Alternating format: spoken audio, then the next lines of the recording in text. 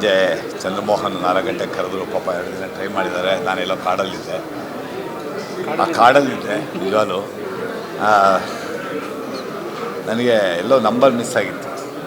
ಯಾರು ಅಂತಂದೆ, ಯಾಕಂದ್ರೆ ನಾನು ಚಂದ್ರಮೋಹನ್ನು ನಂಬರ್ ಇಲ್ವಾ, ಫಾರೆಸ್ಟ್ ಸಿನಿಮಾ ನೋಡೋದು ಬನ್ನಿ ಅಂದರು.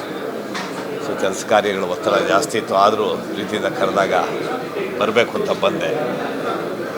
ನಾನು ಕನ್ನಡದಲ್ಲಿ ಕೆಲವು ಹಾಸ್ಯ ಪ್ರಜ್ಞೆ ಇಲ್ಲವಂಥ ಡೈರೆಕ್ಟರ್ಗಳಲ್ಲಿ ಚಂದ್ರಮೋಹನ್ ಪ್ರಮುಖರಾಗಿ ನಿಲ್ತಾರೆ.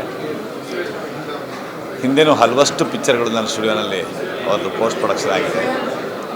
ಈ ಫಾರೆಸ್ಟ್ ಒಂದು ಹಿಂದೆ ಒಬ್ಬ ಕಾಡುಗಳ ಇದ್ದ, ಹೆಸರು ಹೇಳೋದು ಬೇಡ, ಅದನ್ನು ಒಂದು ಕಾಲ್ಪನಿಕ ಕಥೆಯಾಗಿ ಮಾಡಿ, ರಾಮಾಪುರ ಅನ್ನೋ ಊರು ಕರ್ನಾಟಕ ತಮಿಳ್ನಾಡು ಬಾರ್ಡರಲ್ಲಿದೆ.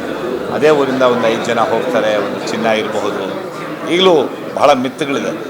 ಆ ಕಾಡುಗಳ ಎಷ್ಟೋ ಚಿನ್ನ ದುಡ್ಡು ಎಲ್ಲ ಹೂತಿಟ್ಟಿದ್ದಾನೆ ಅಂತ ಅದನ್ನು ಹುಡ್ಕೊಂಡು ಹೋಗುವಂಥ ಒಂದು ತಂಡ. ಅಲ್ಲಿ ಒಂದು ಹಾರರು, ಅರ್ಚನಾ ಕೊಟ್ಟಿಗೆ, ರಂಗಾಯಣ ರಘು, ಅನೀಶ್, ನನ್ನ ಫೇವ್ರೆಟ್ ಚಿಕ್ಕಣ್ಣ ಮತ್ತು ಗುರುನಂದ, ಈ 5 ಪಾತ್ರಗಳನ್ನು ಇಟ್ಕೊಂಡು ಭಾಳ ಸುಂದರವಾದಂಥ ಒಂದು ಹಾಸ್ಯ ಮತ್ತು ಕಾಮಿಡಿ ಹಾರರ್ ಫಿಲ್ಮ್ ಮಾಡಿದ್ದಾರೆ. ಫಾರೆಸ್ಟು ಅನ್ನೋ ಒಂದು ಸಿನಿಮಾನ ಭಾಳ ಅಚ್ಚುಕಟ್ಟಾಗಿ ಸೀಟಿನ ತುದಿನಲ್ಲಿ ಕೂರಿಸುತ್ತೆ.